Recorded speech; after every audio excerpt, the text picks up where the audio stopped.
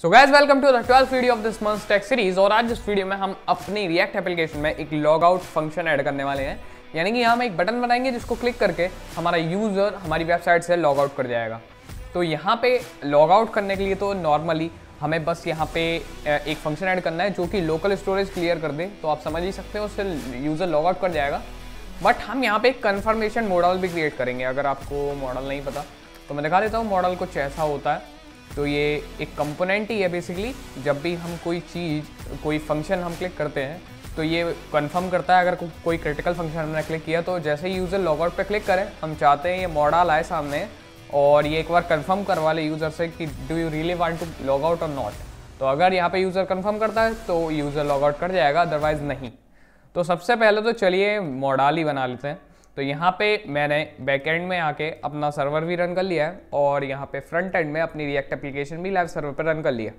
अब यहाँ पे मैं फ्रंट एंड में SRC में आऊँगा और एक नया कंपोनेंट बनाऊँगा। तो ये बैकएंड में क्लोज कर देता हूँ और यहाँ पे फ्रंट एंड में मैं SRC में आता हूँ, कंपोनेंट्स में आता हूँ और कंपोनेंट्स में मैं एक नया कंपोनेंट बनाऊँगा जिसको मैं नाम दूंगा modal.js।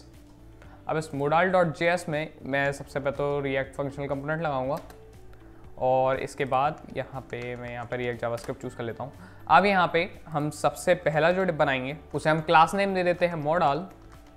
और यहाँ पे इसके अंदर सबसे पहले तो हमारे मॉडल का हेडर होगा। तो यहाँ पे div डॉट मॉडल हेडर। अब हेडर के अंदर यहाँ पे हम लिख देते हैं h5 टैग लगा के कन्फर्म। और इस h5 टैग को भी हम क्लास नेम दे देते हैं। तो इसको मैं क्लास नेम दूंगा हेडिंग। अब यहाँ पे हमने हेडर क्रिएट कर लिया है तो यहाँ पे मैं लिख देता हूँ, कमेंट कर देता हूँ मॉडल हेडर। तो यहाँ मैंने कमेंट कर दिया मॉडल हेडर।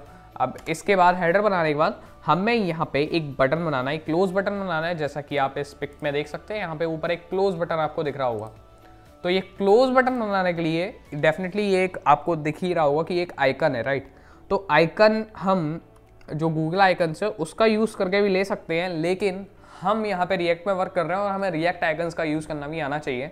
तो सबसे पहले तो मैं यहाँ पे एक बटन बना लेता हूँ। तो यहाँ पे मैं बनाता हूँ एक बटन और इस बटन को मैं क्लास नेम देता हूँ क्लोज btn, क्योंकि ये डेफिनेटली क्लोज करने वाला है। और इसके बाद इसके अंदर मैं यहाँ पे अपना आइकन लगाऊंगा। अब यहाँ पे आइकन लगाने से पहले मुझे इस आइकन को इंपोर्ट करना होगा। तो यहाँ पे मैं फ्रंट एंड में ही एक यहाँ पे मैं पावरशेल शेल खोल लेता हूँ और यहाँ पे मैं आता हूँ फ्रंट एंड में और यहाँ पे मैं इंस्टॉल करूँगा npm इंस्टॉल रिएक्ट आइकन्स। तो आप देखेंगे यहाँ पे रिएक्ट आइकन्स इंस्टॉल हो रहे हैं। तो यहाँ पे मैं इसकी आपको डॉक्यूमेंटेशन भी दिखा देता हूँ ताकि आप खुद से यूज़ कर पाएँ। तो यहाँ पे रिएक्ट आइकन्स अगर हम गूगल पे डालेंगे तो यहाँ पे एक गिटहब का इसका पेज आ जाएगा। अब यहाँ पे आप देख सकते हैं, यहाँ पे सबसे पहले तो हमें रिएक्ट आइकन्स को इंस्टॉल करना होता है। फिर उसके बाद यहाँ पे वैरायटी ऑफ आइकन्स हमें मिलते हैं और जो भी आइकन हमें यूज़ करना है तो सबका यहाँ पे नेम दिख रहा है।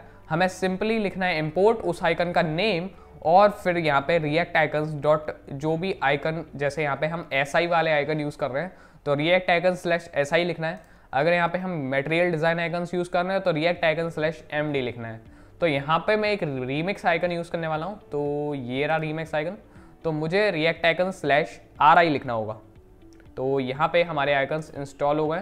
तो मैं इसे थोड़ा सा नीचे कर देता हूँ यहाँ पे। तो यहाँ पे मैं अपना आइकन इंपोर्ट कर लेता हूँ। तो जो आइकन हम इंपोर्ट करने वाले हैं तो उसका नाम है, यहाँ पे मैं कर्ली ब्रेसेस लगाता हूँ और यहाँ लिखता हूँ RI क्लोज लाइन। तो यहाँ पे C कैपिटल बनेगा और यहाँ मैं लिखता हूँ क्लोज लाइन और यहाँ फिर मैं लिखता हूँ फ्रॉम रिएक्ट आइकन्स /RI। अब यहाँ पे मैं ये टैग लगा दूंगा इसको यूज़ करने के लिए। तो यहाँ पे मैं लिखूँगा RI close line. Actually R छोटा है क्या? नहीं, R कैपिटल ही होना चाहिए। हाँ, R कैपिटल है।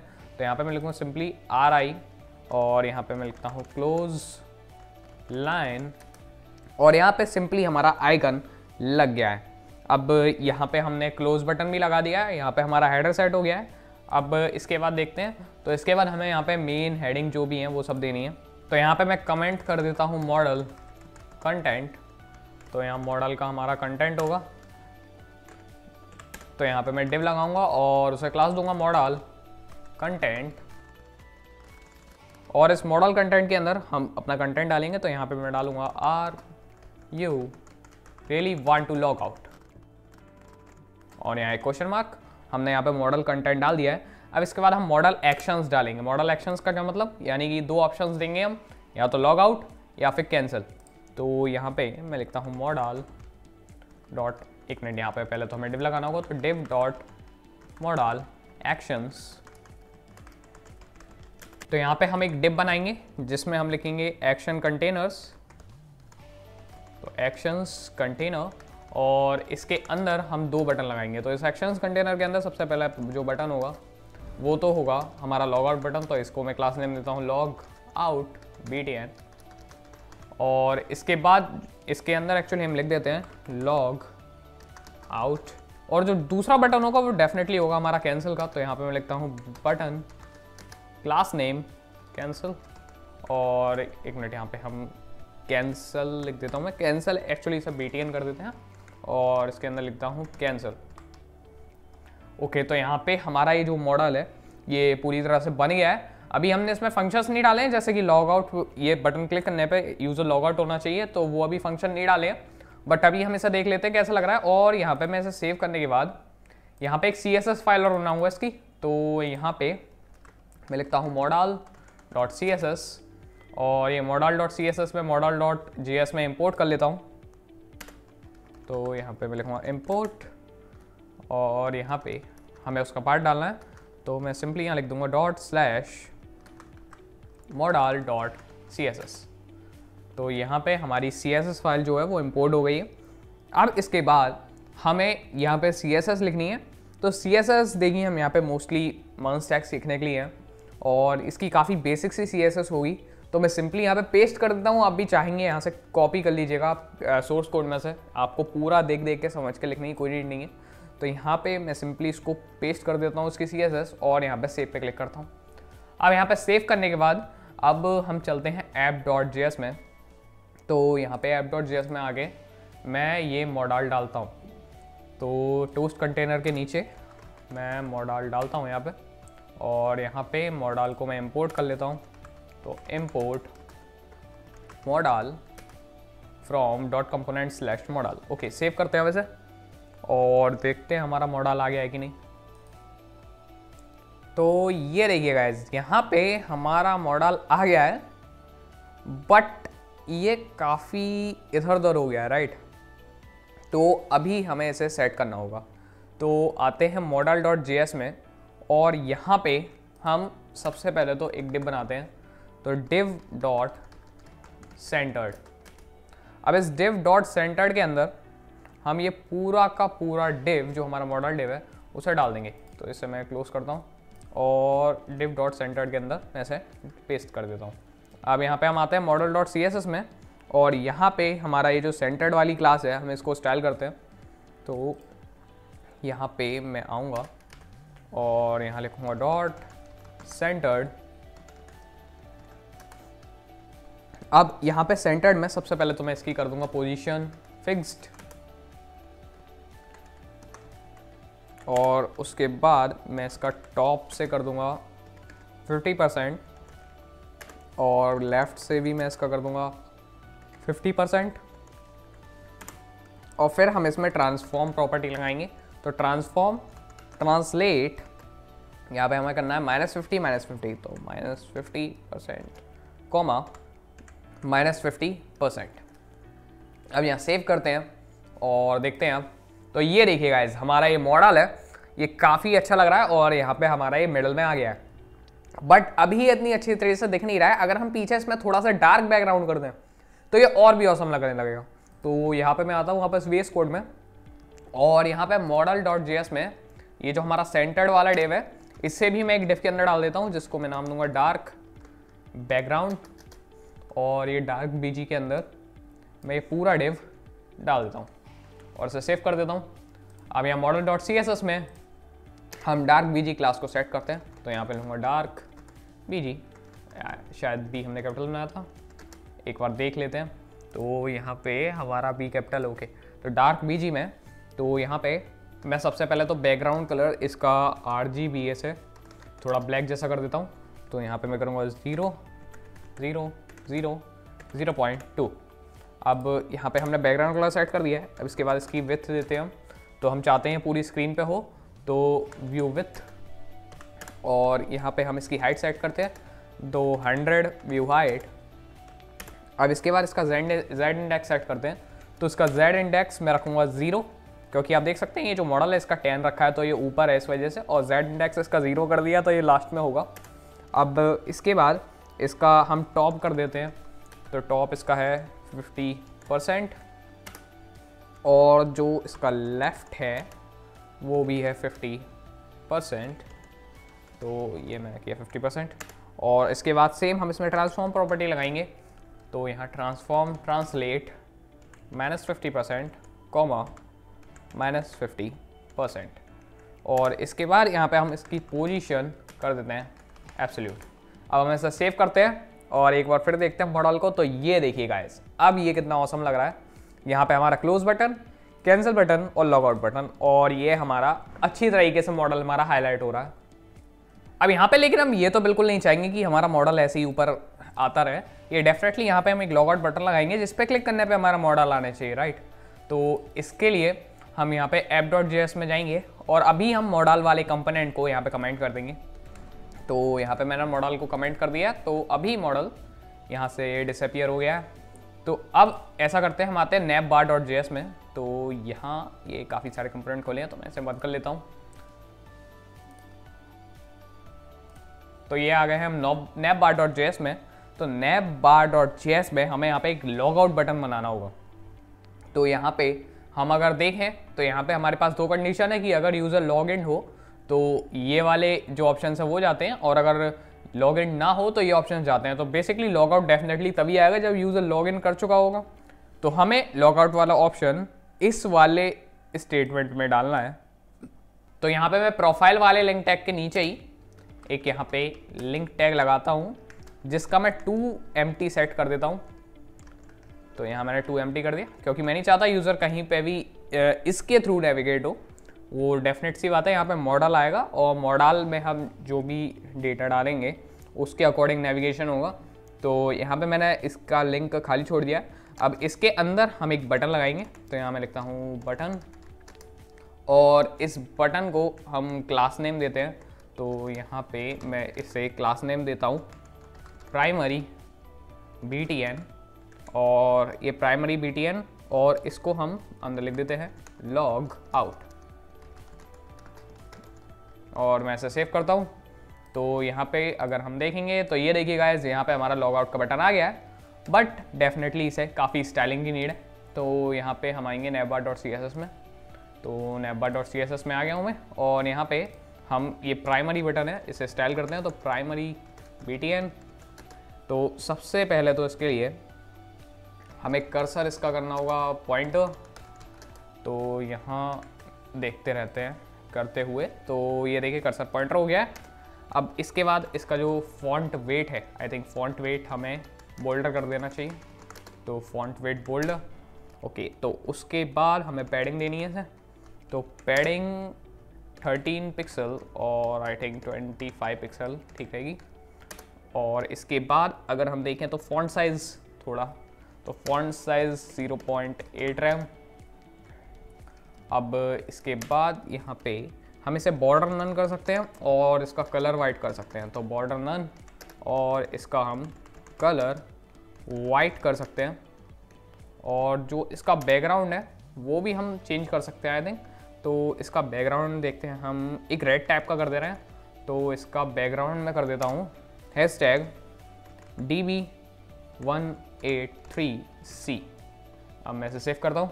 तो ये देखिए काफ़ी औसम लग रहा है ये। अगर मैं इसमें बॉर्डर रेडियस लगा दूँ तो ये और अच्छा लगने लगेगा। तो यहाँ पे मैं लगता हूँ बॉर्डर रेडियस 15 पिक्सल। तो यहाँ पे हमने इसमें बॉर्डर रेडियस लगा दिया है। अब यहाँ पे हम होवर इफेक्ट भी लगाएंगे, लेकिन इसे थोड़ा सा मार्जिन देते हैं हम लेफ़्ट से। तो मार्जिन लेफ़्ट मैं इसका करता हूँ 20 पिक्सल और सेव करता हूँ। तो ठीक है, इसे मार्जिन भी मिल गया। बट एक आप प्रॉब्लम देखेंगे कि यहाँ पे ये ऊपर आ रहे हैं नीचे आ रहे हैं। तो इसको सॉल्व करने के लिए यहाँ पे हम ऐसा करते हैं, हमने जहाँ पे डिस्प्ले फ्लैक्स लगाई है वहाँ पे अलाइन आइटम करेंगे हम। तो यहाँ पे हमने नैप बार में डिस्प्ले फ्लैक्स लगाई है, तो जस्टिफाई कंटेंट के बाद मैं यहाँ करता हूँ अलाइन आइटम और यहाँ कर दूँगा बेस लाइन और इसे सेव करूँगा। तो आप देखेंगे कि ये सीधे तो नहीं हुए हैं, आई थिंक हमने गलत जगह लगा दी, यहाँ नहीं लगानी चाहिए थी। तो यहाँ से मैं इसे हटाता हूँ और UL टैग में हमने जहाँ डिस्प्ले फ्लैक्स लगाई है यहाँ पे मैं करता हूँ अलाइन आइटम बेस लाइन और इसे सेव करता हूँ। तो अब आप देखेंगे कि ये बिल्कुल एक सिमिट्री में आ गए, बिल्कुल ये प्रोफाइल क्रिएट पोस्ट और लॉग आउट एक संग आ गए, मतलब आप देखेंगे ऊपर नीचे नहीं है वो। तो यहाँ पे काफ़ी अच्छा लग रहा है लॉग आउट बटन। अब इसमें हम थोड़ा सा यहाँ पे एनिमेशन और डालते हैं।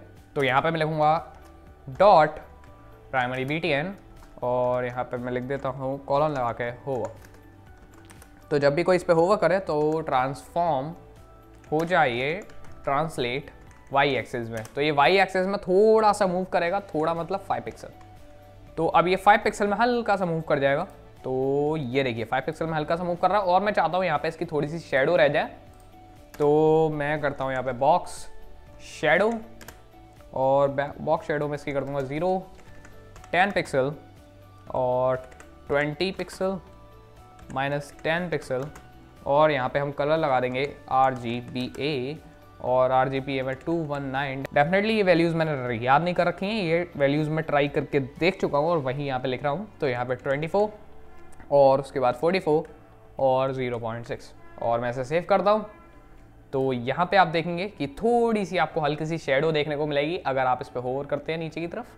तो यहाँ पे एक काम और करते हैं, यहाँ पे हम ट्रांजिशन लगा देते हैं ताकि इस एनिमेशन थोड़ी और स्मूथ हो जाए।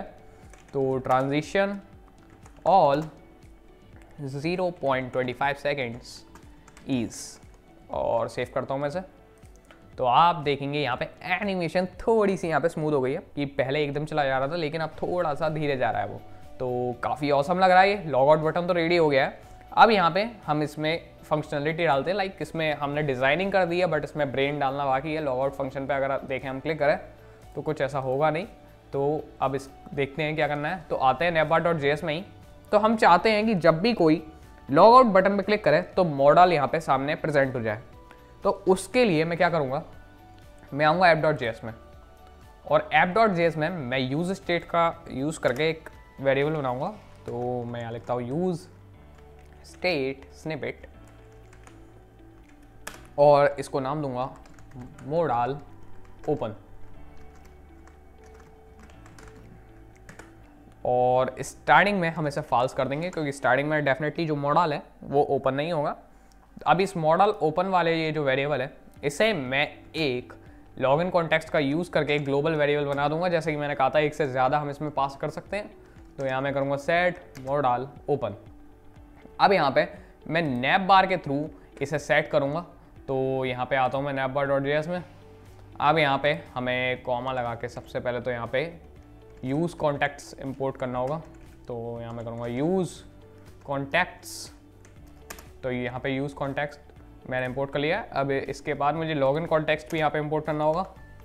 तो यहाँ मैं करता हूँ import login context from /context/login context। तो यहाँ पे हमने लॉगिन कॉन्टेक्स्ट और यूज़ कॉन्टेक्स्ट इंपोर्ट कर लिया। अब इसके बाद मैं यहाँ पे अपना जो भी वेरिएबल इंपोर्ट करना है वो कर ले रहा हूँ। तो यहाँ पे हमें करना है सेट मॉडल ओपन और यहाँ इक्वल टू करके लिखना है मैं यूज़ कॉन्टेक्स्ट फंक्शन और उसके अंदर हमें लॉगिन कॉन्टेक्स्ट पास कर देना है। ओके गाइस, तो यहाँ पे हमें सेट मॉडल ओपन की वैल्यू ट्रू कर देनी है यहाँ पे जब भी कोई क्लिक करे हमारे लॉग आउट बटन पे। तो यहाँ पे मैं लिखता हूँ ऑन क्लिक और यहाँ पे एक फैट एरो फंक्शन लगेगा और यहाँ पे मैं लिख देता हूँ सेट मॉडल ओपन और इसकी वैल्यू मैं कर देता हूँ ट्रू। तो जब भी कोई क्लिक करेगा लॉग आउट बटन पे तो सेट मॉडल ओपन की वैल्यू ट्रू हो जाएगी और इसे हम सेव करते हैं। अब यहाँ app.js में हम यहाँ पे एक कंडीशन लगाएंगे यहाँ पे। तो यहाँ पे हमने मॉडल टैग लगाया था, सॉरी मॉडल का कंपोनेंट लगाया था। तो उसके बदले हम यहाँ कर्ली ब्रेसेस लगा के लिखेंगे इज़ मॉडल ओपन। तो यहाँ पे हमने एक कंडीशन लगा दी है कि क्या मॉडल ओपन है यानी कि ये चीज़ ट्रू है क्या। और अगर ये ट्रू होती है तो यहाँ पे हमारा मॉडल कंपोनेंट आ जाएगा। अब यहाँ पे मैं मॉडल कंपोनेंट डाल देता हूँ। तो यहाँ पे ऐसा करता हूँ, मैं यहाँ पे लिखता हूँ मॉडल और सिंपली इसे यहाँ पे कट करके पेस्ट कर देता हूँ। तो यहाँ पे हमारा मॉडल कंपोनेंट डल गया। एक्चुअली यहाँ पे स्पेलिंग गलत हो गया थी, तो यहाँ पे है MODAL और यहाँ पे भी हो गई। ओके, सेव करते हैं। वैसे अब यहाँ पे कुछ एरर आ रहा है, तो कह रहा है is model open is not defined, but ऐसा ये क्यों कह रहा है? ओके, तो यहाँ पे इज नहीं लगाना है हमें, तो यहाँ पे इज हटा देता हूँ और मैं इसे सेव करता हूँ। तब भी कुछ एरर आ रहा है, model open is not defined. Okay, तो यहाँ पे एम छोटा बनाना है अब। ओके, ये कितनी मिस्टेक हो रही है। अब फिर से सेव करते हैं, अब कोई मिस्टेक नहीं है। Okay good. अब यहाँ पे मैं लॉग आउट पे क्लिक करता हूँ, तो ये देखिए गाइस, यहाँ पे हमारा कन्फर्मेशन का जो भी हमारा मॉडल है वो सामने आ गया है। अब यहाँ पे हमें कैंसिल, लॉग आउट और ये जो क्लोज बटन है इन्हें यहाँ पे फंक्शनेबल बनाना है।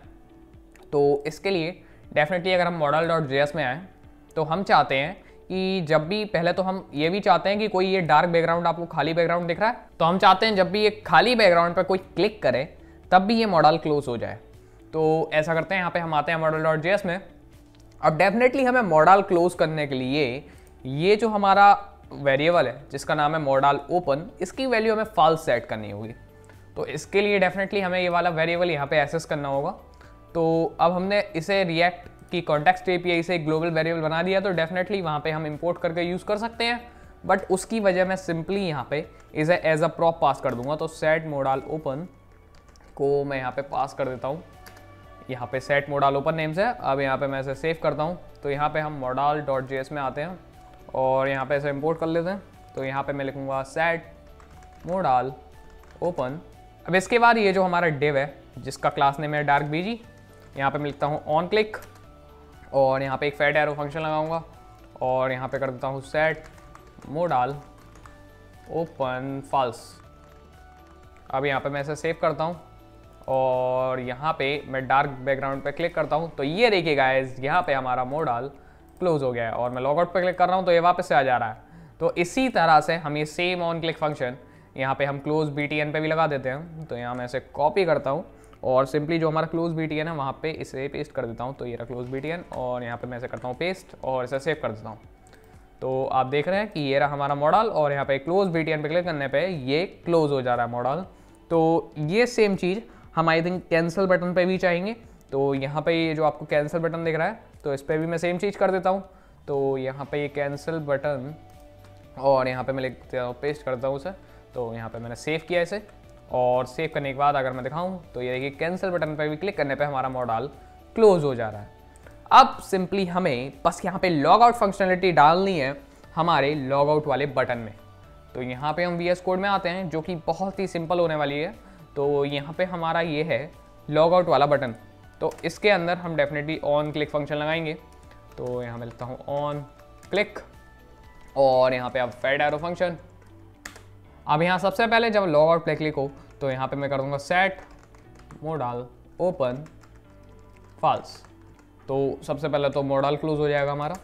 उसके बाद जो हमारी लोकल स्टोरेज है, तो local storage dot clear function run करेंगे हम, जिससे कि जो भी हमारी लोकल स्टोरेज है वो पूरी की पूरी क्लियर हो जाएगी, जिससे कि हमारा यूज़र लॉग आउट कर जाएगा इस पॉइंट पे। अब इसके बाद हम यूज़र को नेविगेट करेंगे साइन इन पेज पे। तो यहाँ पे मैं इंपोर्ट कर लेता हूँ यूज़ नेविगेट। तो यहाँ पे मैंने यूज़ नेविगेट इंपोर्ट कर लिया। अब इसके लिए मुझे एक फंक्शन बनाना है। तो यहाँ पे मैं लिखता हूँ const navigate equal to use navigate. यहाँ पे मैं रन कर देता हूँ। अब यहाँ पे मैं सिंपली नेविगेट फंक्शन लगा दूंगा। तो कहाँ गया हमारा लॉग आउट बटन, ये रहा। तो लोकल स्टोरेज क्लियर होने के बाद मैं यहाँ पे नेविगेट फंक्शन को रन करता हूँ और इसके अंदर मैं पाथ कर देता हूँ ./sign in और मैं इसे सेव करता हूँ। अब यहाँ पे देखते हैं कि हमारी लॉग आउट की फंक्शनलिटी ठीक से वर्क कर रही है कि नहीं। तो यहाँ पे मैंने किया लॉग आउट पे क्लिक, कैंसिल किया तो नहीं हुआ, डार्क बीजे पे किया तो वापस मॉडल से डिसअपियर हो गया, क्लोज BTN पे करने पे फिर से कैंसिल हो गया। लेकिन अगर मैं लॉग आउट पे क्लिक करता हूँ तो देखते हैं क्या होता है। तो ये मैंने लॉग आउट पे क्लिक किया और ये देखिए गाइस, यहाँ पे हम आ गए हैं साइन इन वाले पेज पे। और अगर मैं आपको यहाँ पे दिखाऊँ हमारी एप्लीकेशन की जो भी लोकल स्टोरेज है, तो यहाँ पे कुछ भी नहीं है, क्लियर हो चुकी है। अब यहाँ पे मैं फिर से यहाँ पे साइन इन करता हूँ। और ये देखिए गाइस, मैं यहाँ पे सक्सेसफुली यहाँ पे साइन इन कर चुका हूँ और जितने भी मेरे पोस्ट हैं सब आ रहे हैं। और एक्चुअली ये किसने डाल दिए? ये तो हमने डाले नहीं थे, ये ओके लगता है तो किसी ने हमारे रेपोजिटरी को कॉपी करके उसमें रन करके पोस्ट डाले हैं। ओके, तो कोई प्रॉब्लम नहीं है ऐसी।